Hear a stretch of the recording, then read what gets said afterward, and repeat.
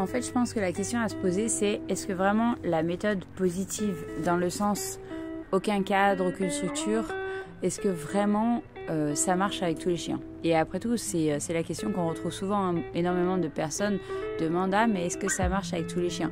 Alors, il est vrai que la plupart des personnes qui se posent la question ou qui nous posent la question, ce sont des personnes qui ont des pensées plutôt traditionnalistes, qui sont plutôt sur la méthode coercitive que déjà sur la méthode positive. Donc, effectivement, en soi, ça va être des personnes à convaincre.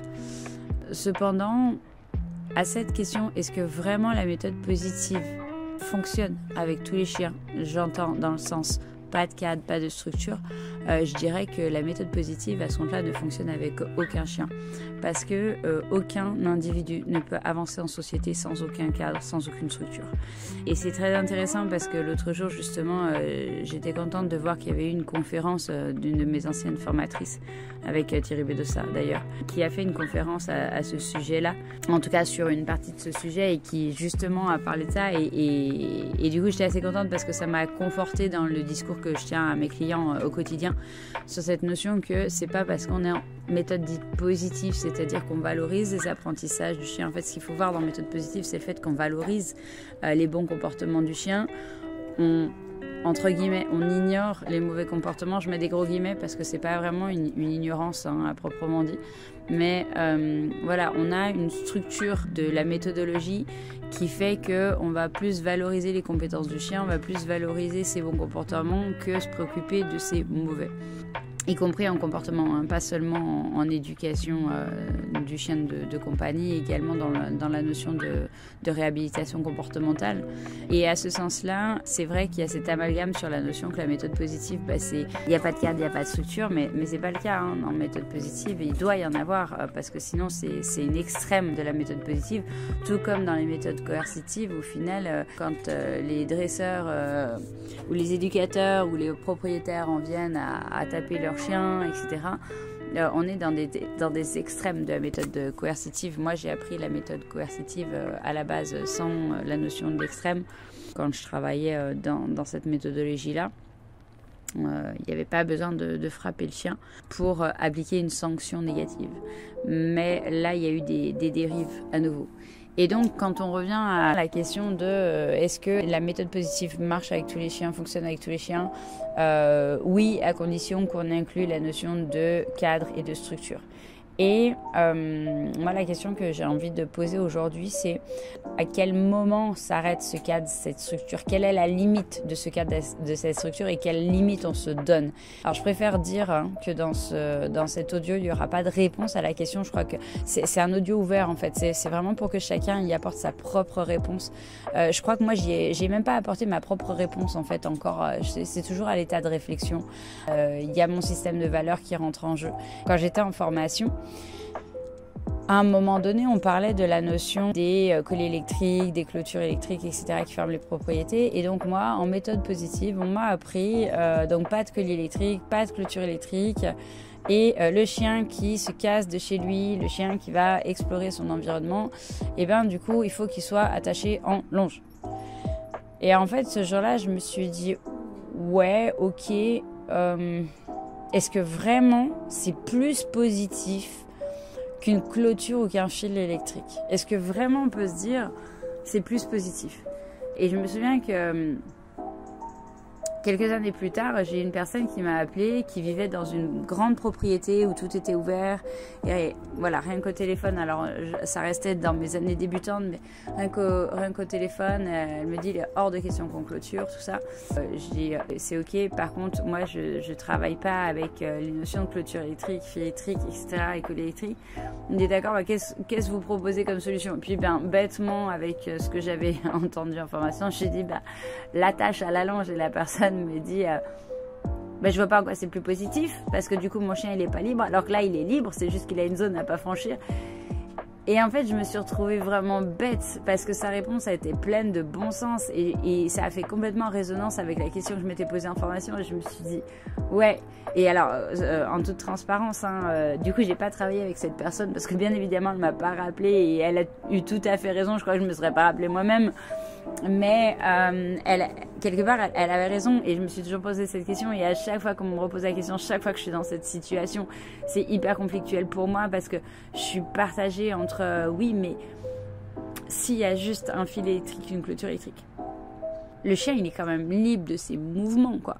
Je mets à part, bien sûr, la notion d'apprendre au chien à rester dans une certaine partie de son domaine, avec toutes les limites que ça implique, liées à l'individu et liées à l'espèce et liées à la race. Donc ça fait quand même 3 critères à prendre en compte.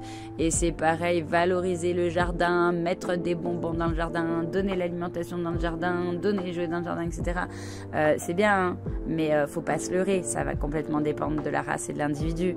C'est pas parce qu'on aura mis ça en place impérativement que le chien va rester dans son jardin et ne pas aller explorer les environnements, explorer les femelles en chaleur, etc., etc. À un moment donné, faut être terre à terre. Ça aide à encourager le chien à rester dans cet espace, mais un explorateur, il ira et puis c'est tout. C'est pas parce que vous aurez mis que des croquettes ou il suffit que vous ayez une voisine qui donne à manger au chat en mettant des gamelles avec des croquettes par terre ou sur le rebord de sa fenêtre. Bien évidemment que le chien il va aller explorer, c'est une évidence. Ceux qui jettent leur bout de pain par le balcon pour les oiseaux et que vous avez une propriété à côté qui est ouverte, bien évidemment que le chien il va aller chercher les bouts de pain et il va s'auto-récompenser et il va y retourner. Donc voilà, il y a la notion de la théorie et puis il y a la notion de la pratique au final. Et je pense que c'est vraiment intéressant de se poser la question sur nos propres limites, sur cette notion de ok, ce chien-là, est-ce que je peux l'avoir en total positif ? Quel cadre, quelle structure je peux mettre et jusqu'où le cadre et la structure va aller. Et en fait, ce qui m'a relancé dans cette réflexion très récemment, c'est en allant à la boulangerie vers chez moi, j'ai vu une annonce, un chien qui est parti apparemment, qui a été perdu par sa propriétaire. Et quand j'ai regardé le nom du chien, l'âge, la race, je me suis rendu compte que c'était un chien que j'avais vu il y a quelques années, pas si longtemps que ça, hein, ça doit être... peut-être avant le Covid, avant le confinement. Et en fait, ce chien-là, j'ai très peu travaillé avec. Je pense que j'ai dû faire 2 séances à tout casser. Parce que c'était un chien qui était mordeur. Il mordait par frustration, il mordait par irritation, il mordait par peur. Il avait un peu tout un panel et c'était pas un pinscher, si vous voyez ce que je veux dire. Je veux pas citer la race parce que je veux pas non plus qu'il y ait d'amalgame qui soit fait. C'était pas un chien de catégorie, je préfère le dire tout de suite. Mais je veux pas qu'il y ait d'amalgame qui soit fait avec la notion de la race. Et en fait, j'ai arrêté de travailler avec cette cliente parce que moi, je lui ai demandé d'apprendre à son chien la muselière. Et parce que pour moi, c'était un chien, clairement, qui était dangereux. Elle se laissait mordre, elle se retrouvait avec une infection, elle a dû aller à l'hôpital. Ce chien était capable de mordre n'importe quel chien, il était capable de mordre n'importe quel humain dans beaucoup de contextes différents. Donc on avait là vraiment un chien dangereux qui était avec une personne qui n'était absolument pas adaptée à ce type de chien. Moi, à un moment donné, j'ai mis la limite sur ce chien et j'ai dit maintenant, on met la muselière, il doit sortir en muselière et tu dois le travailler en muselière parce qu'aussi il avait appris à la mordre et puis qu'il avait appris et compris qu'il lui faisait peur. Et donc voilà, et puis elle faisait 30 kilos tout mouillé et puis lui il en faisait le double pour être sympa. De mon côté, il était hors de question que je passe mes limites avec les notions de collier étrangleur, collier électrique, etc. Ce chien, il était travaillable, mais il fallait mettre en place des sécurités.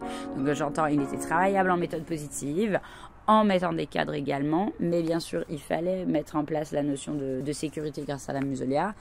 Et la cliente, au final, refusait parce que, oh mon Dieu, son chien était malheureux quand il avait la muselière. Excuse-moi, entre la notion de ton chien est malheureux quand il a la muselière et ton chien est capable de mordre tout et n'importe qui à n'importe quel moment, et il a la gueule qui fait la taille de la tête d'un enfant, il y a un moment donné, il y a une limite. Donc du coup, j'ai arrêté de travailler pour cette personne.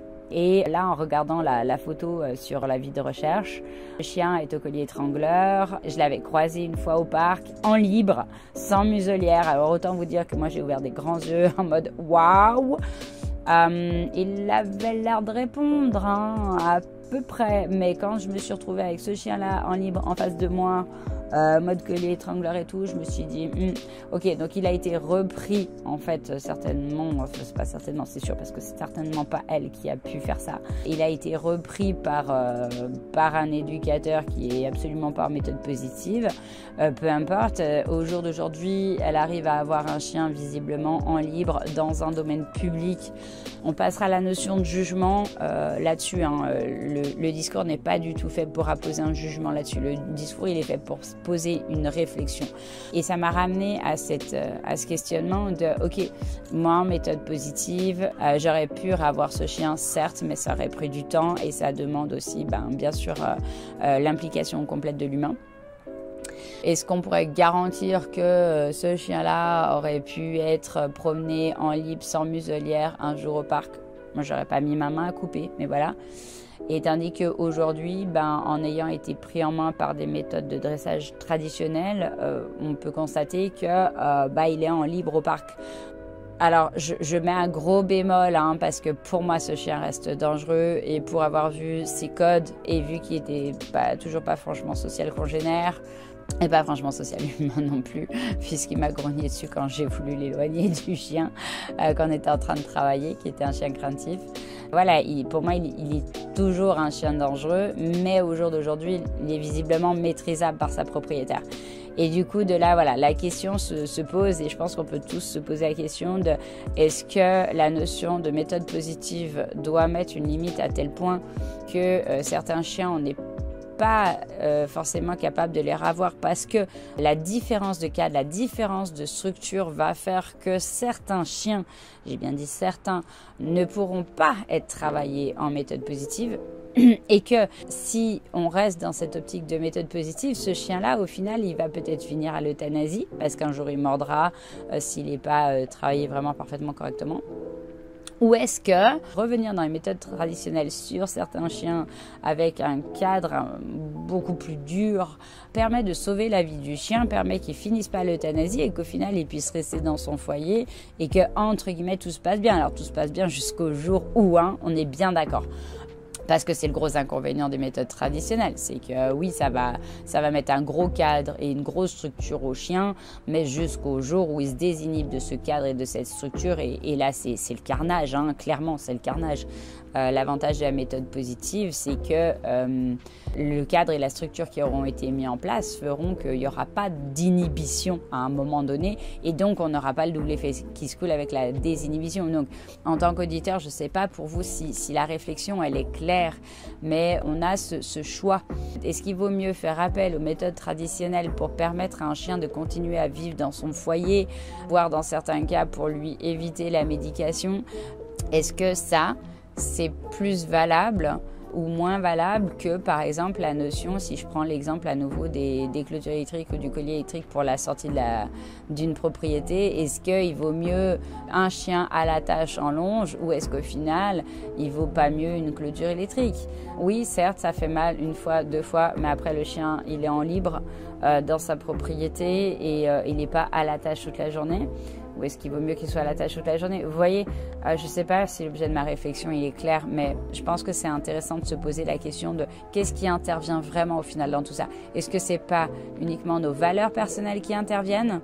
Est-ce que c'est pas nos propres limites qui interviennent? C'est-à-dire que voilà, moi, ma limite, elle est là. Ma limite, elle est dans la notion d'utilisation du collier électrique, d'utilisation du collier étrangleur, et je sais qu'il y a des chiens où le propriétaire va pas me suivre en méthode positive, même si je sais qu'on va y arriver en méthode positive.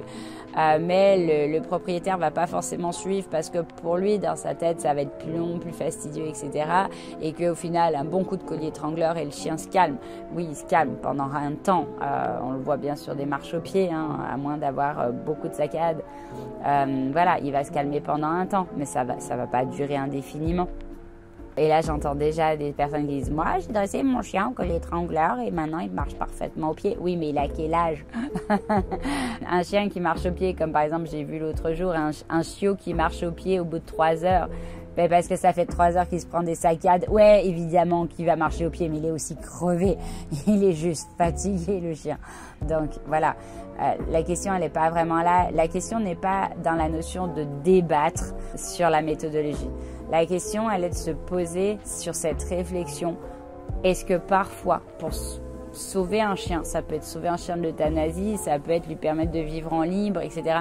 Mais est-ce que l'usage de l'ancienne méthode, si elle nous permet au final à long terme d'avoir un résultat, est-ce que l'utilisation à court terme de méthodes plus traditionnelles ou de méthodes pas très feng shui nous permettent de revoir ce chien? Est-ce que c'est mieux ou est-ce que c'est le genre de choses à éviter?